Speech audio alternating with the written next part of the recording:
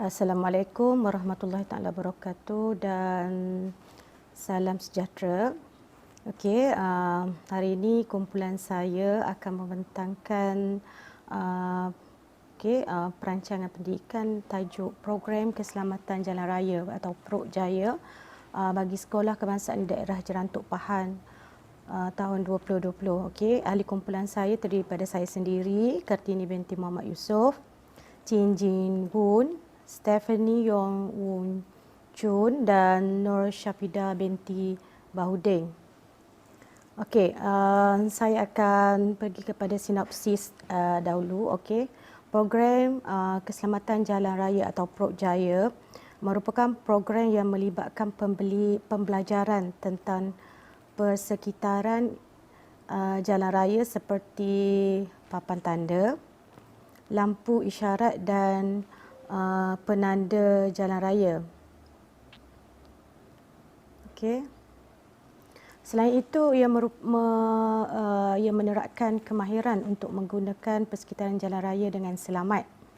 Okey, aktiviti dalam program ini akan memberikan pengetahuan berkaitan akibat dan risiko kecuaian jalan raya dan etika menghormati pengguna jalan raya lain. Okey, semua pengguna jalan raya perlu menjadikan keselamatan jalan raya sebagai keutamaan. Okey, PKJR merupakan kunci untuk memastikan semua pengguna jalan raya memiliki sikap yang positif, berpengetahuan dan berkemahiran untuk memastikan keselamatan diri sendiri dan orang lain serta mengelakkan risiko. Okey, matlamat utama Prok Jaya ini pada akhirnya akan memastikan murid-murid mengaplikasikan pengetahuan dan etika menggunakan jalan raya sebagai satu pembelajaran sepanjang hayat. Okey, Prok Jaya ini dijalankan selama 3 hari bermula pada 9 Oktober hingga 11 Oktober 2021 tahun depan. Sasaran untuk program ini ialah murid-murid sekolah rendah sekitar daerah Jerantut. Secara keseluruhannya, program ini melibatkan aktiviti-aktiviti menarik seperti interaksi kumpulan, ceramah, soal jawab dan juga permainan aktif. Okey, kita tengok dulu kepada pengenalan. Okey, pendidikan keselamatan jalan raya adalah satu inisiatif jangka masa panjang yang bermula dari peringkat kanak-kanak bagi melahirkan generasi baru pengguna jalan raya yang mengamalkan budaya selamat, beradab, berhemah dan berhati-hati di jalan raya. Okey, usaha pembentukan bagi melahirkan generasi pengguna jalan raya yang berhemah boleh menyumbang kepada keharmonian, kemakmuran dan juga pembangunan negara. Okey, pendidikan keselamatan jalan raya merupakan proses pendidikan sepanjang hayat dan harus bermula di peringkat sekolah rendah merangkumi program pengajaran amalan keselamatan lalu lintas dari seawal sekolah rendah hingga di ke sekolah menengah supaya pendidikan keselamatan jalan raya ini menjadi sebahagian daripada amalan budaya dalam kalangan kanak-kanak di Malaysia, Amnia dan di Jerantuk khususnya. Okay, justeru program pendidikan jalan raya telah diluluskan dalam mesyuarat Jawatankuasa Kabinet mengenai keselamatan jalan raya bilangan 1 tahun 2006 yang telah dipengerusikan oleh Yang Amat Berhormat Perdana Menteri pada 15 Mei 2006. Okay, program ini bertujuan untuk memupuk pemahaman dalam kalangan kanak-kanak dan ibu bapa mengenai bahaya semasa berada jalan raya dan amalan yang baik dan selamat sebagai seorang pejalan kaki dan pengguna jalan raya. Okey, kita tengok kepada rasional program ini. Pertamanya, mengurangkan kes kemalangan jalan raya yang melibatkan kanak-kanak, membentuk disiplin diri kanak-kanak. Yang ketiga, menyebarkan ilmu keselamatan jalan raya kepada komuniti. Keempat, memupuk sikap bertanggungjawab atas tingkah laku mereka semasa di jalan raya. Dan yang kelima, mengaplikasikan input yang diperolehi secara praktikal dalam kehidupan seharian. Okey, seterusnya kita tengok kepada visi dan misi. Okey, visi untuk program ini, keselamatan jalan raya tanggungjawab bersama. Dan misinya memberi kesedaran kepada murid tentang kepentingan mematuhi peraturan dan undang-undang semasa berada di jalan raya. Okey, seterusnya saya serahkan pembentangan ini kepada rakan pembentang yang lain. Okey, kita ada 6 objektif, iaitu yang pertama, 50% murid dapat melepasi ujian keselamatan sebelum program bermula. Kedua pula adalah murid dapat menerangkan 3 jenis lampu yang terdapat pada lampu isyarat melalui pendedahan berkaitan lampu isyarat. Ketiga, murid dapat mempertingkatkan kemahiran teknologi dengan menggunakan internet untuk mencari maklumat mengenai papan tanda. Keempat pula, murid boleh menyertai aktiviti kumpulan dengan menyatakan maksud setiap papan tanda yang dipaparkan di dalam peta melalui gallery walk. Kelima, murid dapat melibatkan diri dalam aktiviti program menggunakan pengetahuan yang ditimba semasa program untuk melakukan simulasi di jalan raya. Keenam pula, 80% murid dapat melepasi ujian keselamatan jalan raya selepas akhir program ini. Okay, seterusnya adalah analisis SWOC, keperluan projek. Untuk kekuatan, ada beberapa, iaitu sikap dan penglibatan murid yang tinggi dan bersemangat untuk menimba pengetahuan. Kedua pula adalah sokongan daripada pihak pengurusan dan kerjasama penuh guru membolehkan pelbagai usaha meningkatkan prestasi program diperbaiki. Ketiga pula ialah program ini dilengkapi dengan keperluan asas yang agak lengkap untuk menjalankan aktiviti.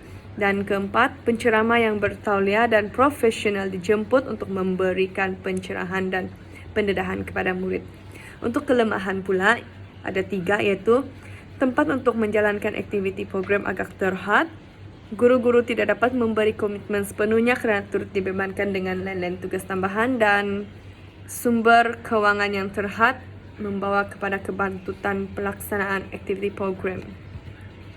Untuk peluang, jaringan perhubungan yang baik antara pihak kokurikulum sekolah dengan sekolah lain dan juga sokongan daripada PIBG dan lembaga pengurusan sekolah.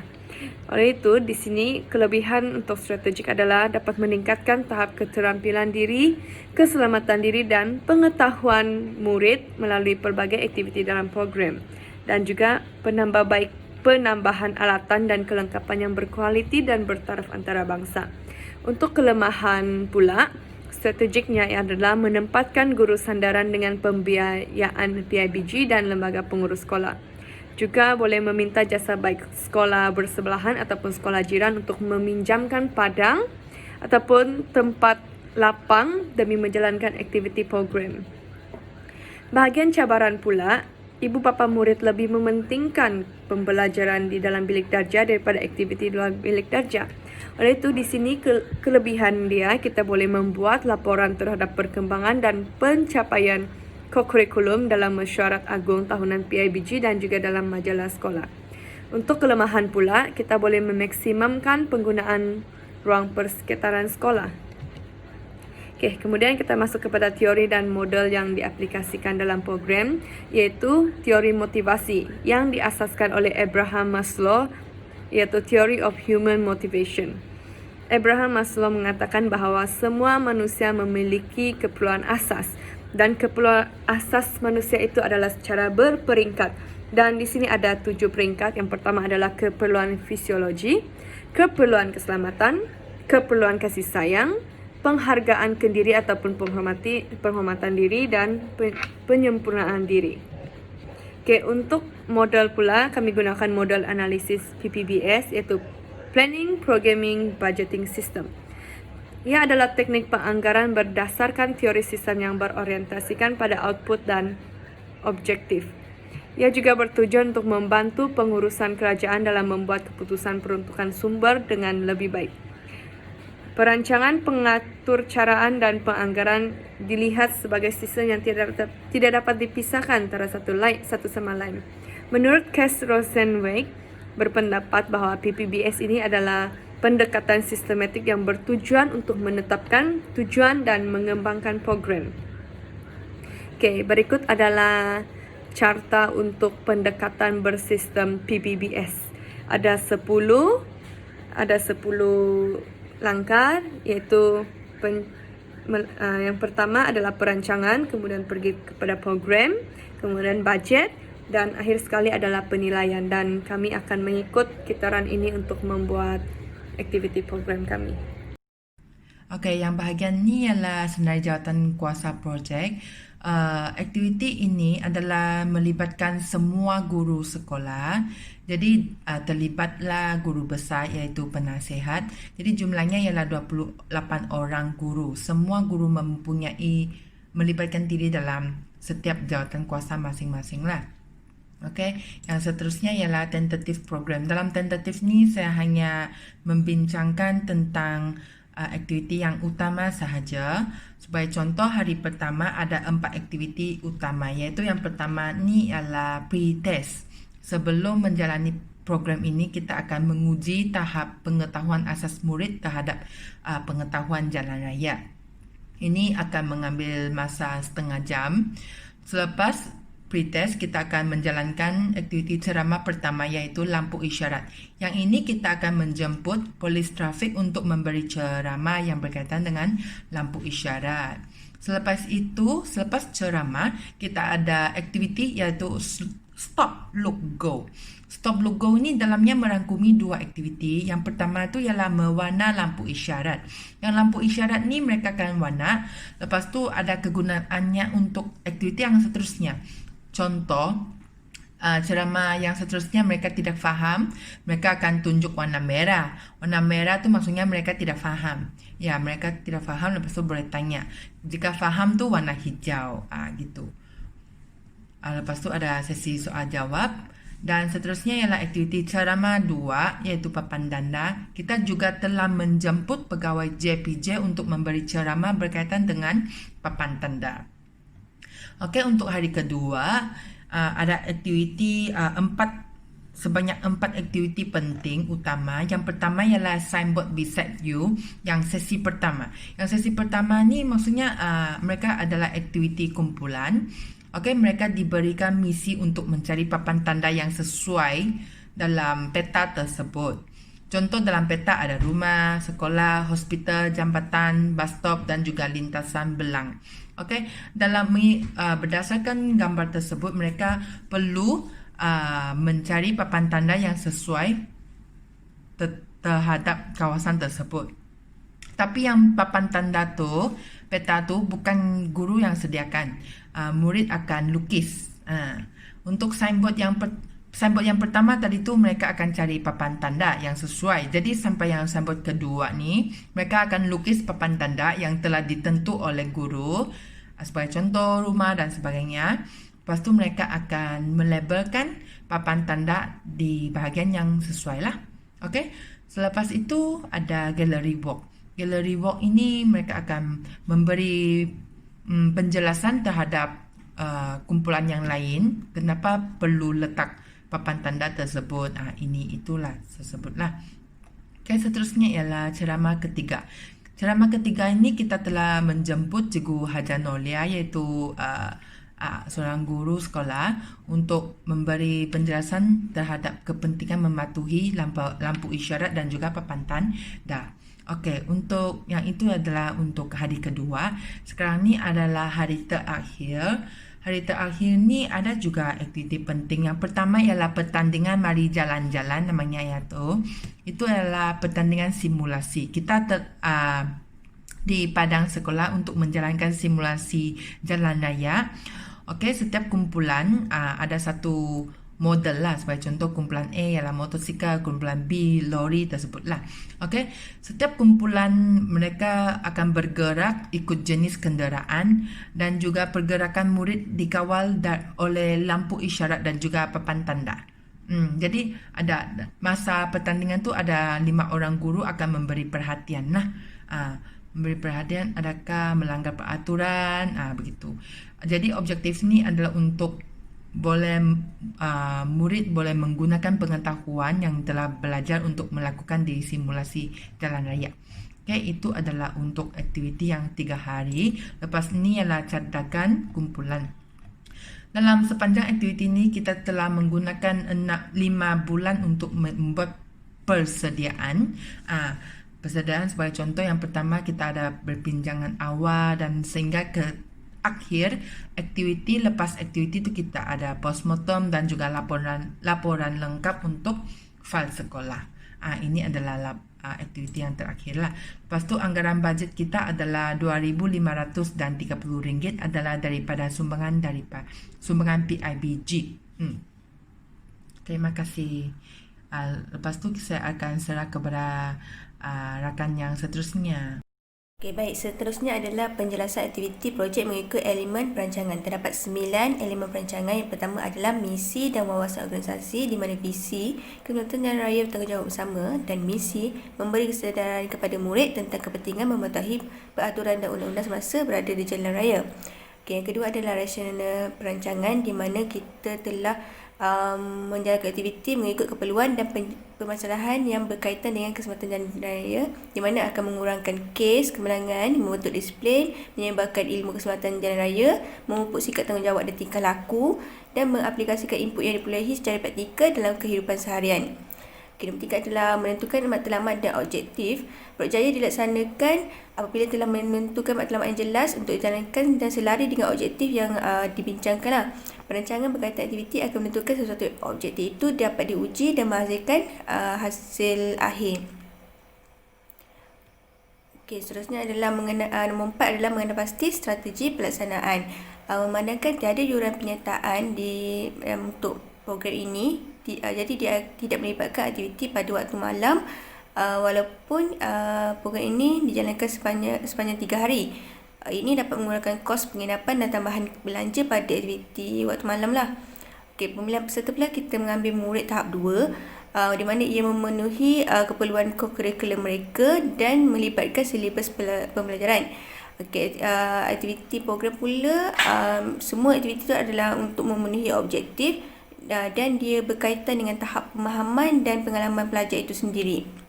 Okay, nombor 5 adalah penilaian tindakan, di mana penyelenggaraan program ini diperlu bijaklah dalam mengatur bajet untuk mendapatkan dana yang mencukupi itulah, sebab dana kita adalah terhad. Okey, seterusnya adalah aktiviti pula dirancang mestilah sesuai dengan tempat, masa dan untuk memenuhi objektif tersebut. Okay, nombor 6 adalah pemilihan tindakan. Nombor 1 adalah kita membentuk jawatankuasa lah apabila kita dah ada kita punya perancangan tu. Okay, seterusnya adalah kerangka pelaksanaan tu, paling penting adalah catakan, sebab kita perlu selaraskan masa untuk melaksanakan program tersebut. Pemilihan peserta, perhebahan untuk support lah daripada orang luar. Kemudian pendokumentasian, di mana kita memerlukan surat-surat, contoh surat kebenaran ibu bapa lah, dan surat jemputan. Okey, itu adalah penggumpalan perancangan, di mana proses pertama adalah kita membentangkan kertas kerja.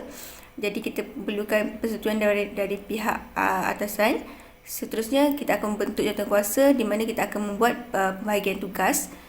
Kemudian dokumentasi lah, seperti surat-surat, catakan, belanjawan tu paling penting. Okey, seterusnya ada penelitian progres, iaitu mestilah selari dengan perancangan yang telah dibuat. Ada mengawal proses dan penempatan piawai, di mana kita kena kawal aktiviti ni. Jadi untuk aktiviti ni kita perlulah kawal peserta dengan memberi taklimat dan peraturan. Seterusnya kita pastikan keperluan peserta tu mencukupi supaya mengurangkan risiko kesilapan daripada pihak menganjur, iaitu kita tidak bolehlah semasa program dah dirancang, dah dijalankan, baru nak mencari keperluan lain. Okey, yang terakhir adalah perancangan semula. Okey, apabila aktiviti ini telah dijalankan, jadi penyalaan program dan ahli jawatankuasa itu akan menilai semula adakah aktiviti ini mendapat hasil objektif yang dicapai. Seterusnya adalah penjelasan aktiviti projek mengikut proses perancangan. Langkah pertama adalah menentukan masalah dan keperluan, bagaimana kita menemu bual dan dari penilaian penitia. Langkah kedua adalah mengenal pasti objektif program, di mana kita merancang objektif dan aktiviti yang dapat mencapai objektif tersebut. Okey, langkah ketiga adalah melaksanakan program. AJK akan membuat perbandingan kelemahan dan kebaikan program, dan pengurusi akan menentukanlah dapatkan maklum balas kepada pengurusi. Okay, yang keempat adalah memilih pelaksanaan reka bentuk program. Bagaimana kita akan melaksanakan program ini berdasarkan untuk mencapai objektif yang telah dirancang. Okey, yang kelima adalah melaksanakan reka bentuk program. Ini melibatkan peserta, jadi kita perlu pastikan peserta dapat mengikuti aktiviti yang kita telah rancang. Okey, nombor 6 adalah proses menilai program. Okey, apabila aktiviti ini telah dirancangkan, kita akan mengenal pasti adakah mencapai objektif atau tidak. Supaya menjadi penanda aras dalam pelaksanaan projek akan datanglah. Okey, kesimpulannya, program yang dirancang secara sistematik dan bersepadu dapat memberi impak kepada murid dalam mengembangkan kemahiran kognitif, afektif dan psikomotor pada peserta. Okay, strategi perancangan yang baik juga dapat memberi hasil yang baik kepada penyelaras untuk dijadikan rujukan untuk program seumpamanya. Perancangan yang baik pula dapat memberi gambaran positif tentang organisasi dan nama baik sekolah terhadap agensi luar. Okey, itu sahaja daripada kumpulan kami. Sekian, terima kasih.